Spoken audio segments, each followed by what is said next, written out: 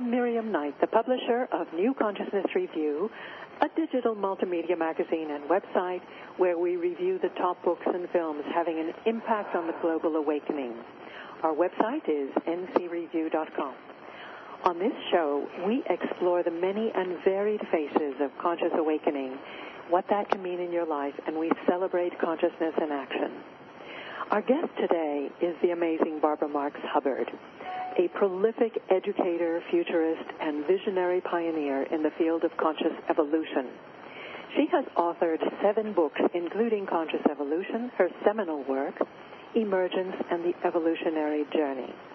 She is one of the great elders of this time who co-founded leading-edge organizations like the World Future Society and the Association's Global New Thought. She has co-produced many conferences aimed at inspiring whole society evolution.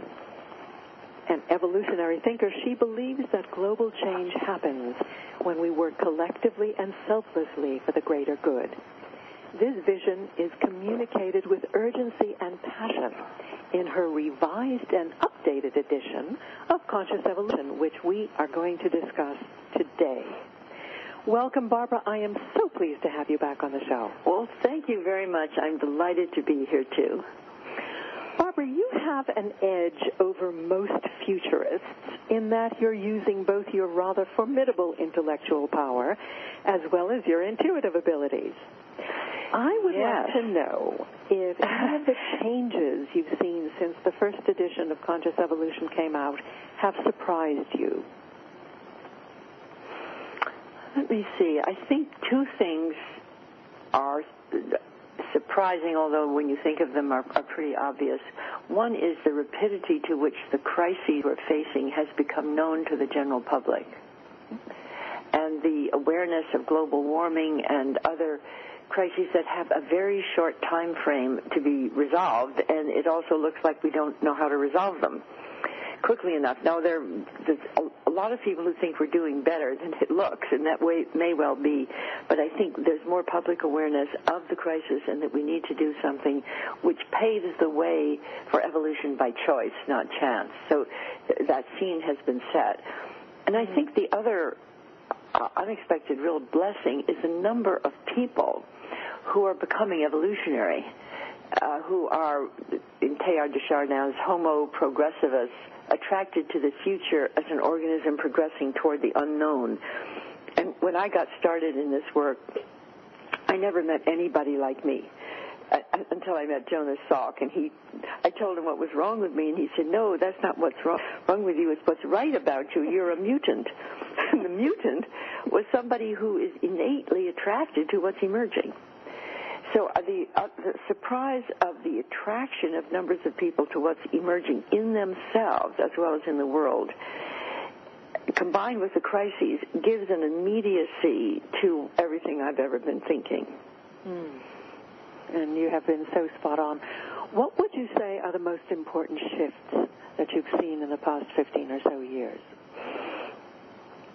Well, I think one of the shifts comes out of the sense of crisis, which is to be aware that we have a crisis, that we're all responsible. It's a global crisis, and the awareness that none of the existing structures of society are designed to handle it, whether it be government or organized religion or universities or global corporations. They are not designed to deal with a global crisis at this scale, not the UN. So the emergence of an awareness that something new is needed is certainly happening. And another thing that's amazing is the rapid growth of the nervous system in the noosphere, which is to say Facebook, Twitter, LinkedIn, over 7 billion cell phones, smartphones, Google. Suddenly the planet, while it's going into this crisis, has at the same time a new nervous system for very rapid communication. And I feel that puts us on the threshold of doing what Teilhard de Chardin said, is getting our collective eyes, seeing that we're part of one living organism, that we're in this together. So I think there's an emergent inspiration toward a planetary evolution. It came out in Birth 2012, which Stephen Dinan and I of Shift Network hosted, to say something new is being born. It's a new era of evolution. We are new humans. We are in a new culture. We're creators of the new. I think that's new, too.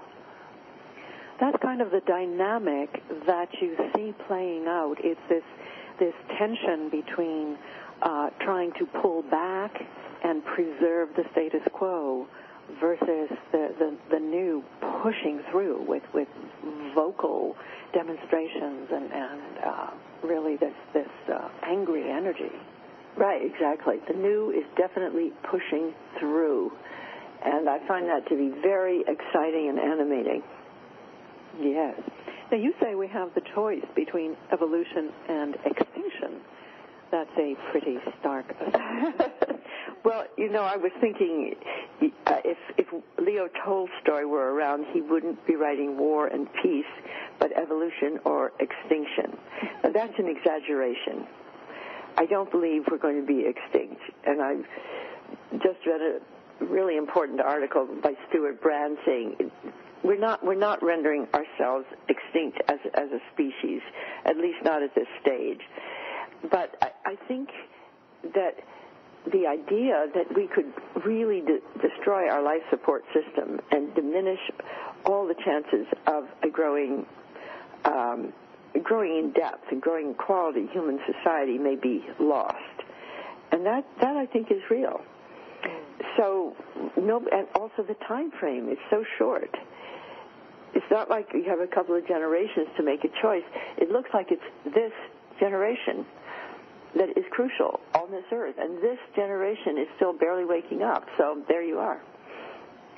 You speak of time frame, and I get the sense that time is just speeding up. It might just be the age, my age, but you have seen the evolution for the better part of a century.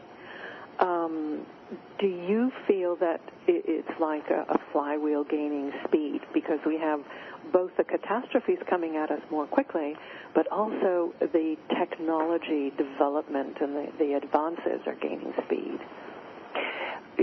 So I feel that we're on the threshold of a new species here, because if you put the evolving human consciousness and spirituality, which is growing, with nanotech, biotech, quantum computing, artificial intelligence, space travel, etc., and you really imagine those new capacities even in the next 40 to 50 years, you're seeing something so much greater than the human species has ever been before, that either we will abort the process somehow and lose it, or we're going to become a universal species.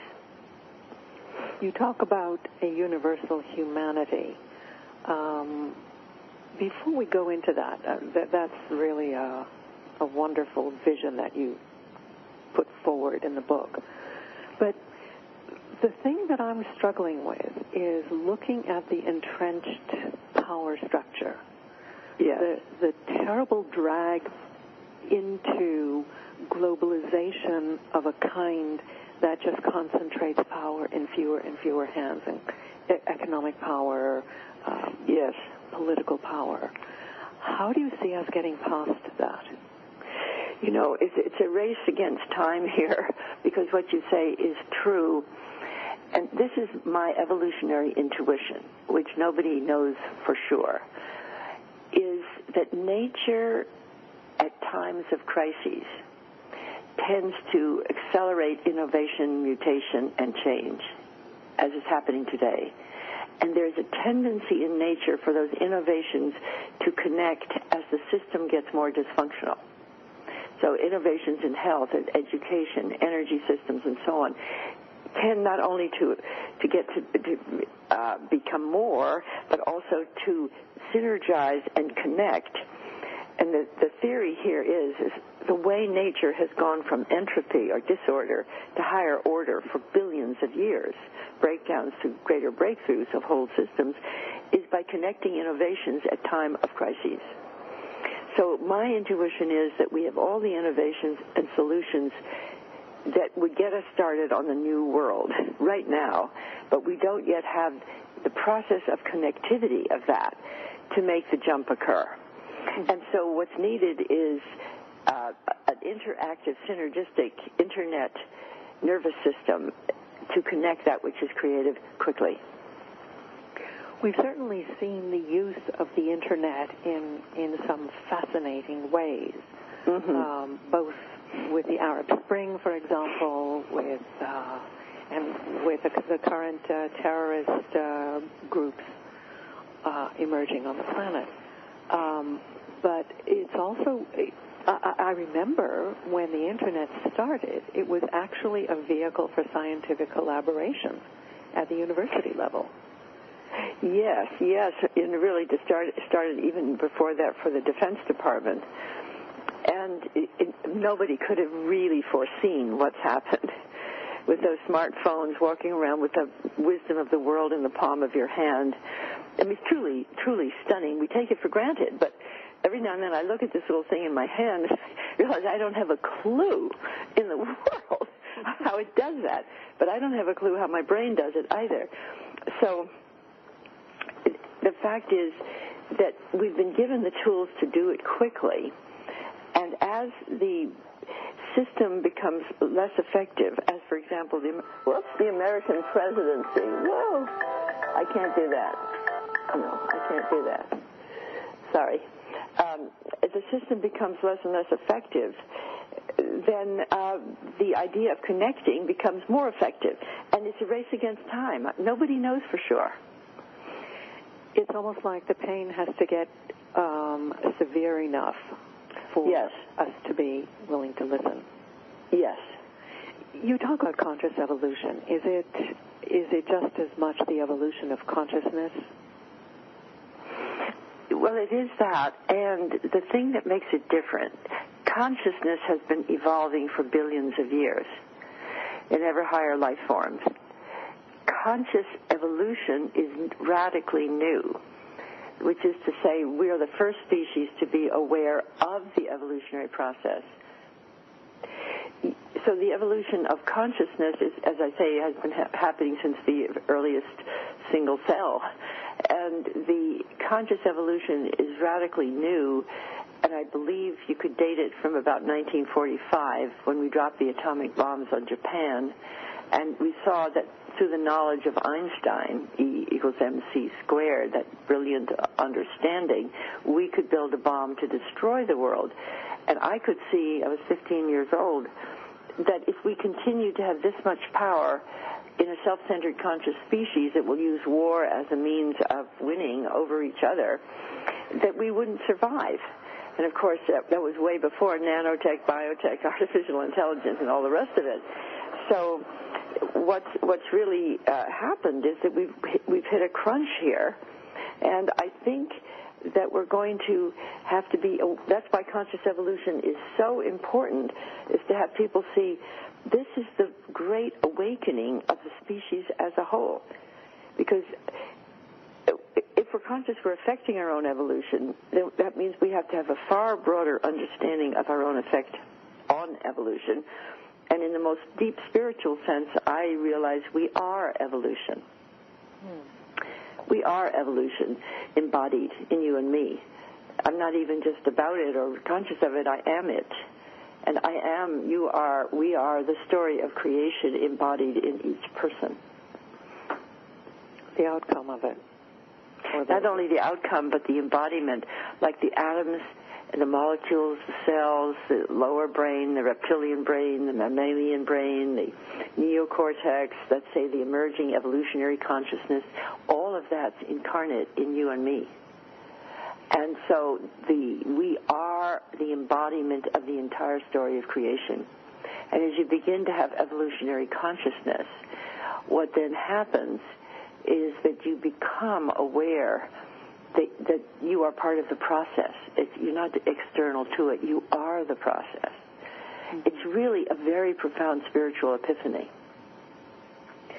And it's a profound responsibility as well. That's exactly right. And what I find personally is that when you find a life purpose that is really deeply true for you, and you say yes to it, that impulse of evolution that's running through the whole process is running through you. And when you say yes, like I said yes to becoming an evolutionary communicator, all right, so that yes activated the impulse of evolution within me. And the more I say yes to it, the more it activates me. And I think it's regenerating. I think it's, as you get over, 50, 60, 70, 80, the reason for longevity, I'm 85 years old now, feeling so new. The reason for this longevity and this lifespan is that the impulse doesn't age. The impulse is emergent. It's getting newer. You should bottle it, Barbara. You also do yoga every day from memory. No, I don't. You don't? I'm very sorry to say I don't. Somebody once said, how do you keep fit, Barbara? I said, I walk and I talk. So I walk and I talk. Now, occasionally I do yoga, but I'm not nearly as good about doing it as I would like to be. I'm not proud of myself one bit. Oh, dear. You were talking about doing something in the world that's fulfilling, and we've been talking about human potential since the 60s, but you're introducing the concept of social potential. How is the social potential movement different? Well, it's really obvious. It started out with the human potential movement, so through the founders of it, like Abraham Maslow and Michael Murphy and so many others, is that we started to look at the higher ranges of human potential. And Maslow, he said that the key to the self-actualizing person was chosen vocation that we find intrinsically self-rewarding. In other words, the work I'm doing now is self-rewarding. The work you're doing, I can see it's self-rewarding. And then you need resources and you need to gain traction and all the rest of it. But you're not doing this because you're getting $1 million, I'm sure of that. Some of us pay to do our work. It's amazing. Mm-hmm. I mean, we love the work itself is a lifeline to reality.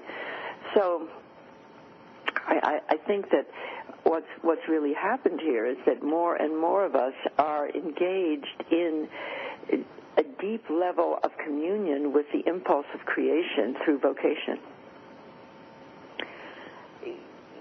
That is absolutely what I see around me as well. But the other thing I see is so many people who would dearly love to do, to get out of their dead-end jobs and to do something more fulfilling, but either they're afraid or they just do not see the possibilities. Right. I think that's a real challenge, and the way you can see the possibilities, take baby steps. It's not like suddenly leaving a job if you are dependent on it, but I believe the entrepreneurial spirit, a freeing enterprise system, whereby if you're passionate about something, you reach out and you see who else is interested, and then you see how you can make this a service. And then you get to do it, because a job is always hired to somebody else's purpose. And it's necessary. But now, as jobs are harder to get and more people are educated, I think that the real cutting-edge frontier is the small-scale entrepreneurial work, that you have to find support for giving your gift. And I think, if you go to any Body, Mind, Spirit show, you see that as many visitors as there might be, most of the vendors are actually buying from each other. It's almost like a closed-loop system. Yes. And there's no reason why we can't just expand that model and create these communities of mutual support and mutual commerce. Well, I just want to mention to you that in the Foundation for Conscious Evolution, I've been doing a lot of teaching and thousands of students out there, but I haven't created community. So I just got off a phone call with my friend Nina Patrick, who's going to be initiating the Conscious Evolution Community. And we're going to do something called a global communion of pioneering souls, a new sacred space for evolving humanity. And probably once a week or maybe once every month, it is to be seen, we're going to do a sacred space where we activate that highest frequencies of our being together, inviting everyone in free. And then if they choose to become a member of the community, they can, and for very, very low cost or more of what they want to do, and they can be welcomed into a spiritual community of pioneering souls. And I've needed that all my life. So I'm really happy to have it, and I'm going to create it for myself and others, because this culture has really, in many of our lives, destroyed community. It's destroyed the extended family. Destroyed so many of our things that have given us automatic community. We don't have it often. If you don't belong to a church or have an extended family or some organization, you're lonely. It reminds me of what Paul Ray said about the cultural creatives, is that one of the characteristics was they all thought they were alone. Right, and so many of them are lonely. Yes. I interviewed people in one of my classes, and 70% felt lonely. Well, we'll pick that up after the break. I am speaking with Barbara Marx Hubbard about her revised edition of Conscious Evolution, Awakening the Power of Our Social Potential. Stay with us. We'll be right back.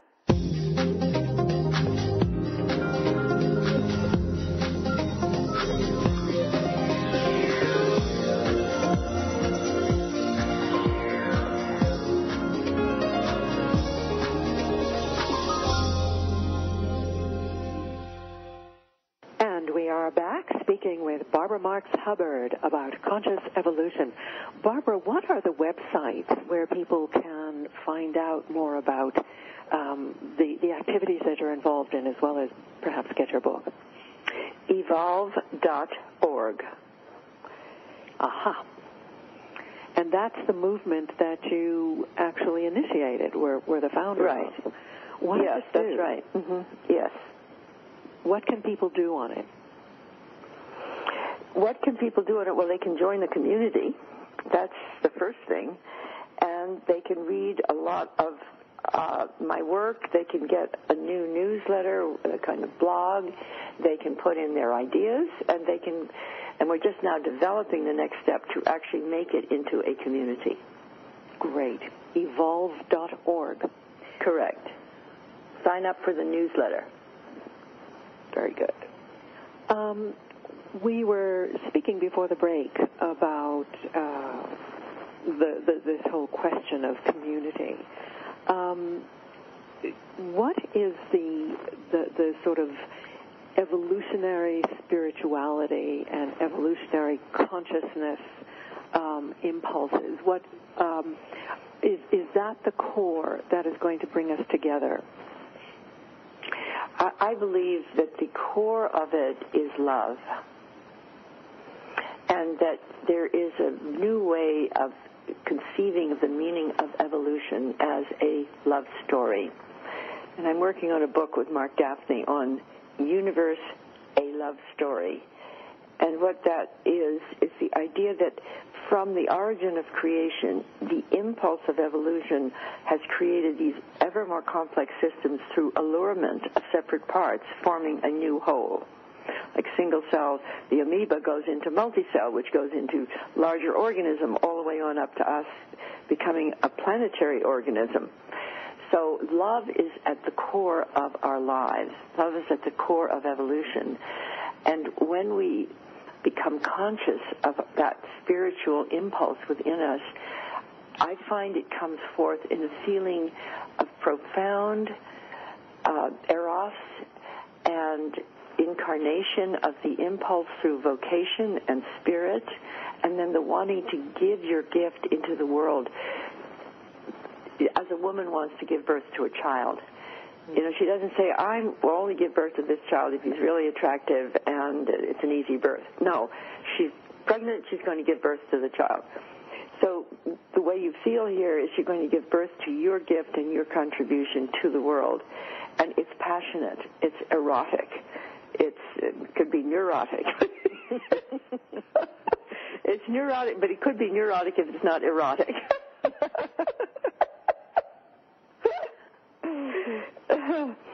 Yes. You have this diagram of the circle with all the different segments that I remember from your first book of the Yes. different sort of sectors. How do they come together, and what pulls them together into the center? Well, that's a good point. If you look at the whole diagram is a spiral of evolution: universe, earth, life, animal life, human life, and then we have a big loop on the spiral. We put the wheel of co-creation in there. So the hub of the wheel, graphically and symbolically, is where the impulse of evolution comes through your heart. Let's say you and I are on the phone right now, and in my sort of visualization, we're in the hub of the wheel. And you're inspired by some impulse in you to be talking with me, who's inspired to be talking with you about the shared experience that we have of the evolving impulse within us and within the world. That's how the wheel comes together, is through the heart at the hub, just like a wheel itself. If you lose that hub of the wheel, you lose the wheel.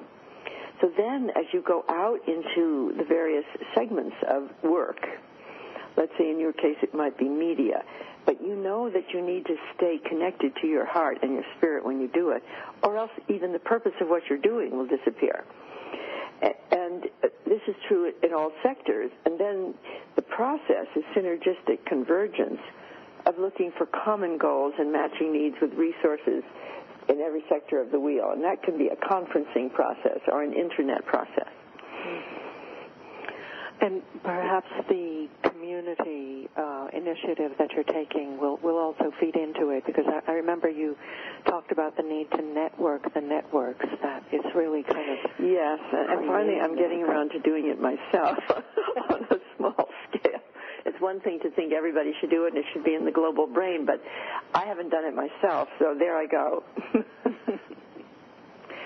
Well, you are certainly inspiring others to do it, and yes, hold yes. the vision. I mean, for some reason, people don't step up into their power and into their leadership roles, and it really takes the few mavericks, the few mutants like you, to sort of inspire the rest of us to step up and step out. We know the word pioneering soul is a good one. Not everybody is a pioneer. If you think of the United States, the people who came over from the old country to the new, not everybody. It's probably the ones with the greatest impulse and the greatest discontent and this greatest need to more fully express. And it is a pioneering group. So we're in its social spiritual pioneering now. Not so much the physical pioneering of crossing the country or the astronauts or even the purely scientific pioneering. It seems to me it's more the spiritual, social pioneering of building within your own life, within the world, a communion and community that reinforces the potential of humanity. That's really what we're doing here. Well, they talk about carrot and stick, and you have this wonderfully positive vision that you put forth in your book. But what do you see as I guess, the biggest sticks coming behind us, the biggest threats to... Well, that's where I think the crises is so obvious. The biggest threat would be a real failure of civilization. I mean, that's the biggest threat. And we're actually seeing in well, not so miniature, but, you know, in a limited version, what that might look like. Right. So I think that threat and all the bad news that we get in the media either discourages people and they withdraw, or it activates you to say, I'm going to do something, I'm going to give my gift here, I'm going to do something. So the crisis stimulates response. And I think that that's one of the reasons of the great waking up that so many people are undergoing. And then the millennial generation and the younger ones have an access to knowledge and information completely unprecedented to the older ones. Mm-hmm. I mean, they're almost new beings because they live in a global world. They live in an internet world. They live in a world that transcends all the separations of nation, culture, color, race. All of those divisions start to fade. Maybe it's no accident that in the grand scheme of things, they're also the ones most under pressure of finding appropriate work and being burdened with education loans. And I think there's a project that I won't mention right now the name of it because it's so new, but it's very beautiful, of particularly offering the millennials matching needs and resources with companies that want to hire them, and creating a new level of cooperative entrepreneurship here. That sounds very promising. Yes. And we are speaking with Barbara Marx Hubbard about conscious evolution, her revised edition. Please get it. It is amazing and so topical, considering that the first edition was written 17 years ago. Wow. Now, Barbara, before the break, we were talking about some of the positive initiatives that are coming out of this conscious evolutionary spirit. Can you describe another one or two? Well, I think one of the most positive things that's coming out is something called Organic India. That's a company that is founded by Bharat Mitra and his wife Bhavani, and they met in the Papaji ashram years and years ago, and they've developed a company that now is working in India to reclaim agriculture for the farmers who were forced to use GMO and were committing suicide and terrible things, and showing them how they can grow organically and helping to clean up the Ganges River. Mm-hmm. And Bharat just told me that he's deciding to take a big group of us to Bhutan, the happiness culture. All kinds of really wonderful ideas. And he has the Uplift Festival, I think is a really wonderful, wonderful thing that I would certainly offer to everyone. I think the Association for Global New Thought, called Agent, is a marvelous organization that is creating the Gandhi King grassroots civic engagement, thousands and thousands of people. And if you could list all the organizations doing good, it's huge. The thing that's still missing is the synergistic connectivity as a whole system. And since nature jumps through whole systems, we need to find out how to connect those parts. And I think that some people are working on this now at a large scale. I think that this is a meme in the global brain, because I have come across many people working in limited, sub-areas, but it's coming from this impulse of connectivity. It is, yes. So you talk about the new story of humanity. What is this new story that you think we can create, the universal human? Well, the new story really has been given to us by cosmogenesis and the understanding that the universe originated about 13.8 billion years ago in a great flaring forth, and for billions and billions of years has been evolving from single cell to multi-cell to animal to human on this little planet, and there are billions of galaxies and trillions of planetary systems. And so there's a tendency in evolution for higher consciousness, greater freedom, and more complex order. And so that is the new story, and we're part of it. We are the story incarnate. You and I on this phone are putting a next chapter into the story of creation, because we're creating something.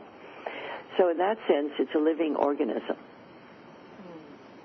And I think the fact that so many people have been looking outside of the old stories of their respective religious culture to find a more universal story, to find something that they can resonate with.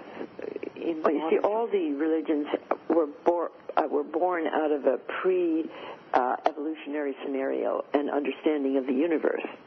So they're all basically wrong, in the sense like the flat Earth is wrong. It's not flat; it's round.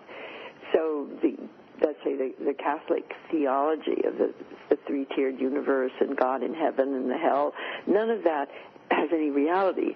Or that the sun goes around the Earth. No, it doesn't. The Earth goes around the sun. So the scientific eyes have opened us up to the universal story, and the spiritual experience is opening us up to the reality that we are the story evolving. We are the product. We are the universe in person. To be fair, at the time that these religions were established, they were an evolutionary process. Right. They were a very modern and progressive kind of view. The problem is that they put a stop to it. They like froze them in time. Right. And as you say, we are evolution. I think I just understood that for the first time. We are evolution. And so the great mystic saints and seers and avatars of the human race launched civilization. And the religions that formed around them were vital at that time, because most people could not possibly do the works. Like Jesus said, you can do the works that I do, and greater works will you do in the fullness of time. Mm-hmm. All right, so that was a very evolutionary thought. I'm going to be publishing a book called Evolutionary Testament of Co-Creation. The promise will be kept. And what we're going to be, what's in the book is an evolutionary perspective on the Gospels, Acts, and Epistles. To see Jesus as an example of an evolutionary being who had the capacities of the emerging humanity that we're not yet there. But he said, you will do this. I go to create a place for you. I am your friend. He did everything in his power to make himself look like we could be like him. He really did. And even the crucifixion, the resurrection, the ascension, the promise, St. Paul's belief that we shall all be changed and that this corruptible will be incorruptible. In my understanding, this is an evolutionary scenario. And if you combine all the latest technologies with Christ consciousness, you would get the new species. So what we need is an evolution in our perception, in our understanding. Yes, and a synthesis here of the new science, the new technologies, and the evolving spirituality, and the crisis of the birth of an emerging humanity pushing us forward. It really can be inclusive of all of the above. It's just a question of a different perspective, a broader perspective, an inclusive. Yes, and I think the very important thing is to have the evolutionary meta-narrative of the billions of years of evolution, and to gain what I call evolutionary eyes. Now, evolutionary eyes can see the story of creation and take an overview perspective. It's like the astronauts had to have an overview perspective to see the Earth from space. You can't see it while you're walking on the Earth. You have to be ecstatic to see it. So I have evolutionary eyes. I can stand outside the billions of years of evolution from a universal perspective and see myself as a participant in it. At the same time, I'm standing outside of it in my perspective. Yes. In our last segment, I really want to talk about how we actually move this agenda forward in the world. What can we do personally? How do we create our own plans of action? What could we say that again? What do we do personally? Personally, what we do personally is know that each of us has within us this impulse of evolution, this impulse of creativity, of spirit. Get in touch with that deepest impulse. What does it want to express through you? What is your unique gift? What, when you do it, do you feel joyful and rewarded, just in the act of doing it? And you begin to chart a path for yourself based on that impulse within you and saying yes, yes, yes to it, testing things out, becoming a pioneer to reveal to yourself what the impulse is calling you to. And I call the impulse of evolution the incarnation of spirit as you evolving you toward more creativity and love. And so you have to find the way. That's why it's a pioneer. Nobody can hand this to you. I want to read just a few sentences from your book that absolutely hit me very hard. It says, the co-creative society cannot be imposed or engineered into existence. It is nurtured into being by increasing the connections and coherence among those already initiating vital actions. Mm-hmm. That's what I so resonate with in this book. It's a call to action. Yes. It's a call to action, and it's a call to co-creation. It's a call to what I call joining genius. So there's a lot of juicy love in it. You get very juicy when you talk about love, actually. I am. What do you call it? I think we sort of lost eros in our culture. Yes. So, how would you recommend that we expand our vision into the kind of circles that you describe? Do you still have these hubs going on? Well, the hubs were over in the Afterbirth 2012, but I'm very happy to say I'm going to create an evolutionary community of people. And that will be one of the ways with the global communion of pioneering souls, a new sacred space, and then a community where we can meet each other. And that will be one of the many ways, and many communities are forming like this. But this one will be on internet, but we will also have personal retreats, and I'm going to do my part now because I need it. Otherwise, I'm on the phone all the time doing this, but where are the people? Right. I need them. Yes, we forget. We need each other now, and we need it locally and globally. Networking networks as well. Yeah. So, what is your next book about? My next book is called Becoming a New Human, Awakening Eros, Ecstasy, and Evolution Within You. Okay, I'll buy it.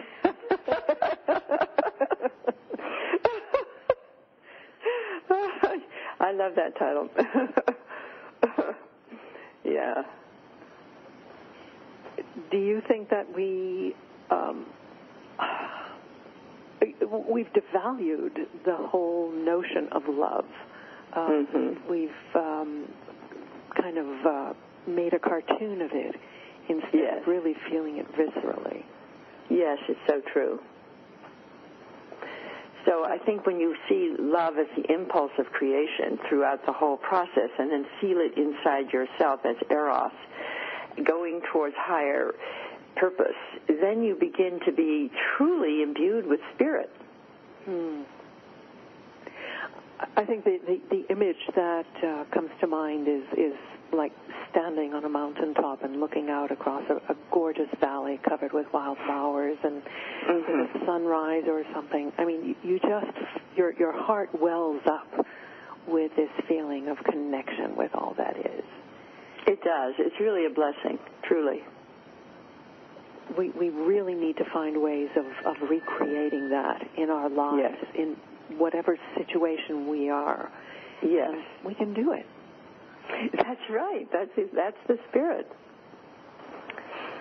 Very good. Do you have kind of parting words for our listeners? Words of wisdom from one of the visionaries. Well, our crisis is a birth of a new human and a new humanity. And to awaken that new human in yourself is to say yes to your impulse of creativity and love. I think more and more people are doing that. They're waking up and they're saying, what is my life all about? They have this divine dissatisfaction. Right.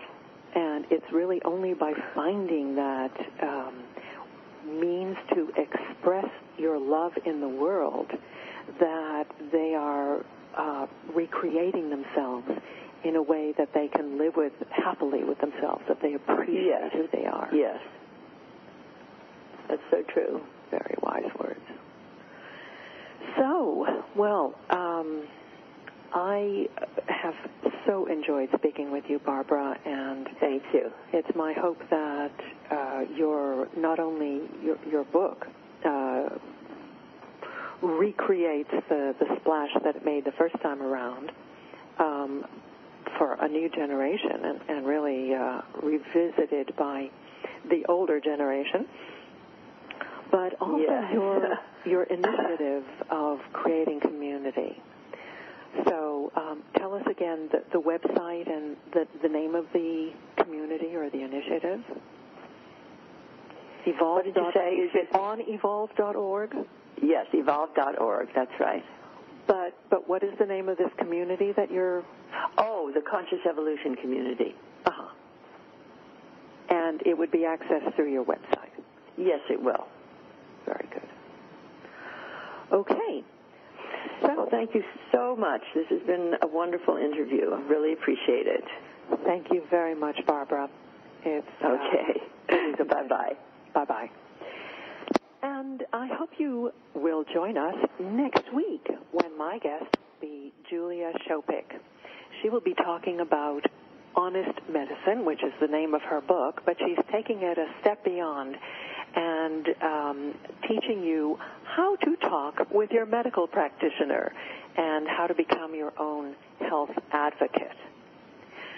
Until then, I would love for you to visit New Consciousness Review on ncreview.com, where you can leaf through our content-packed multimedia magazine and browse through our reviews and podcast archive. And should you be around Facebook, we're at facebook.com/NC Review, although the page itself is called Media for Enlightened Living. And that's our show for today. Thank you so much for joining us, and I do hope you'll tune in next week. Until then, I'm Miriam Knight for New Consciousness Review. Be good to yourself, do good in the world, and let that light of yours shine.